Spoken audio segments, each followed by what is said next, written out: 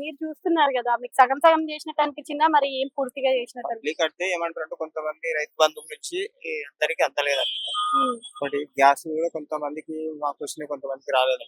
ఏ ప్రభుత్వంలో అయినా 100% అందింది ఎక్కడా లేదు కదా. లేదు, అదైతే లేదు, సహజమే, కానీ అట్లా అంటారు మా పబ్లిక్.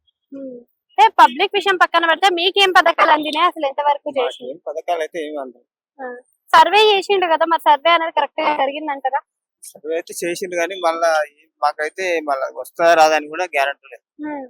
అసలు సర్వేలో ఇల్లు వస్తాయి అనేది చాలా మందికి నమ్మకం లేదు, మరి లేదు. మీరేమంటారు? నాకు కూడా రాసింది. నాకు ఇంతకుముందే నేను ఒకసారి నాకు మొదలు ఇంతకుముందు నేను 64 ఏళ్ళ నేను పింఛన్కి అప్లై చేసుకున్నా. నాకన్నా 20 ఏళ్ళు చిన్న వాళ్ళకి వచ్చింది, కానీ నాకు రాలేదు. ఎందుకని అడగలేదా మీరు? అడిగిన సెకండ్ లిస్ట్ ఉంటే దాంట్లో వస్తుంది కదా. అప్పుడు అంటే కేసీఆర్ ప్రభుత్వం ఉంటుంది. అయితే ఆయన ప్రభుత్వం చేసినప్పుడు వాళ్ళ లిస్ట్ వీళ్ళు తీయరు. అయితే ఇంకా అది అంతవరకే ఉంటది. అది నాకైతే తెలియదు. సో ఇప్పుడు ఇచ్చే పథకాలు అనేవి కరెక్ట్ గా ఉన్నాయంటారా? ఇప్పుడు ఏవైతే ఇస్తున్నాడో ఫ్రీ పథకాలు కరెక్ట్ ఉన్నాయంటారా? ఏమమ్మా తెలుస్తుంది. ఇప్పుడు పింఛన్ల సంగతి అసలే తీస్తలేడు. అది పింఛన్ల జోలే తీస్తలేడు. ఫ్రీ బస్ గానీ, ఫ్రీ కరెంట్ గానీ, 500 రూపాయల గ్యాస్ ఫ్రీ కరెంట్ కూడా చాలా మంది గందరగోళం. ఫ్రీ గ్యాస్ కూడా చాలా మంది గందరగోళం.